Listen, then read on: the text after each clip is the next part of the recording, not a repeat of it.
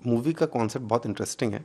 जो fertility clinics चलते हैं हमारे यहाँ, जहाँ पे इन विट्रो फर्टिलाइजेशन किया जाता है, जहाँ पे अगर हस्बैंड वाइफ जाएं और उनको अगर संतान ना हो रही हो तो हस्बैंड का स्पर्म ट्रीट किया जाता है और स्पर्म ट्रीट करके वाइफ को इंसेमिनेट आर्टिफिशियली इंसेमिनेट किया जाता है।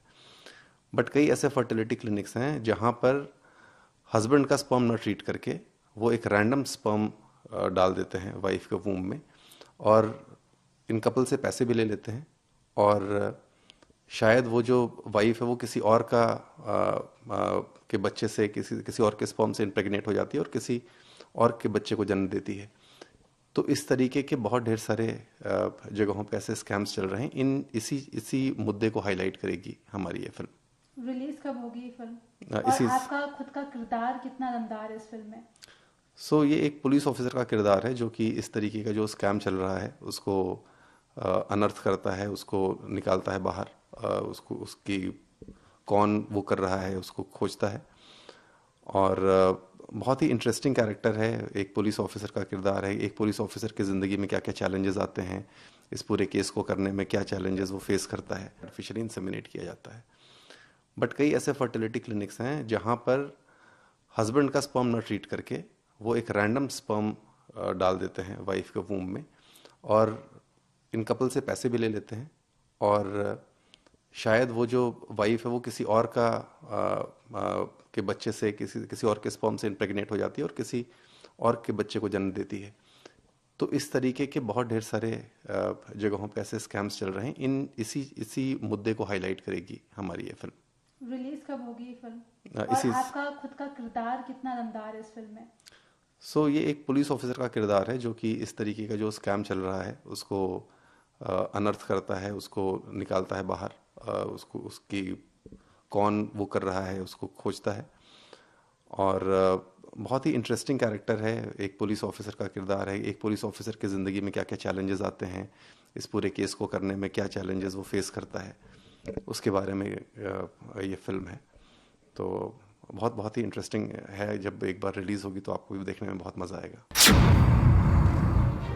इट हैपेंड बाय चांस, और एक वेब सीरीज़ बन रही थी दिल्ली क्राइम सीज़न 2। उसमें उनकी टीम जो थी वो आई मेरे पास एडमिनिस्ट्रेशन समझने के लिए, और तभी उन्होंने मुझे एक रोल ऑफ़र किया, एक आईएएस ऑफिसर का। वो शो हालांकि जैसा प्लान किया था वो बना नहीं वैसा, बट उस शो की वजह से मेरी एंट्री हो गई एक्टिंग में। और फिर मुझे एक गाना ऑफ़र किया गया, दिल तोड़ के हंसती हो मेरा, जिसको बी प्राक जी ने गाया। टी सीरीज़ ने प्रोड्यूस किया था वो गाना, और वो गाना बहुत अच्छा चला। वो गाना अच्छा चलने के बाद मुझे और कई ऑफर्स आने लगे। और फिर एक फिल्म मैंने अभी कंप्लीट की है, कुणाल कोहली जी के साथ में, वो डायरेक्ट कर रहे हैं। उसमें अनन्या बिरला हैं, बॉबी देओल जी हैं, राहुल बोस हैं। तो वो फिल्म इस साल आएगी।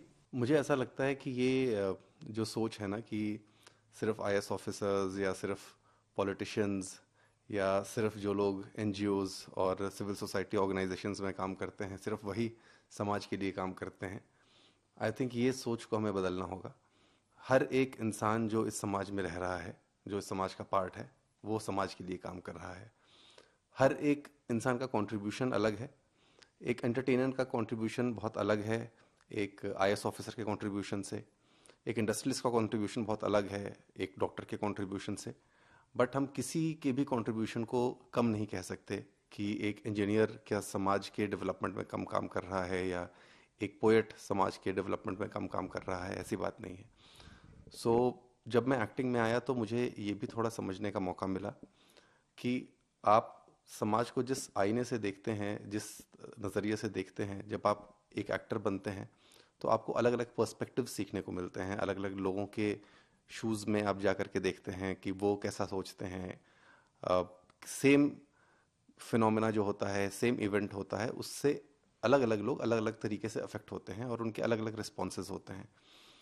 तो जब एक आप कलाकार बनते हैं तो ज़्यादा रिस्पॉन्सिव हो जाते हैं, ज़्यादा आप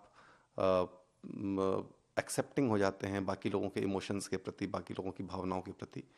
वो एक बहुत एनरिचिंग एक्सपीरियंस रहा मेरा। मुझे लगता है एज अ पर्सन भी मैं काफ़ी एनरिच हुआ हूँ, काफ़ी इवॉल्व हुआ हूँ।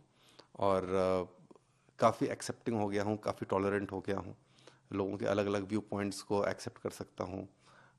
अगर कोई मेरी बात ना माने और अपना व्यू पॉइंट रखना चाहे, तो ये मानते हुए भी कि वो शायद मेरी निगाह में गलत है, तो भी मैं उस चीज़ को टॉलरेट कर सकता हूँ, उसको एक्सेप्ट कर सकता हूँ।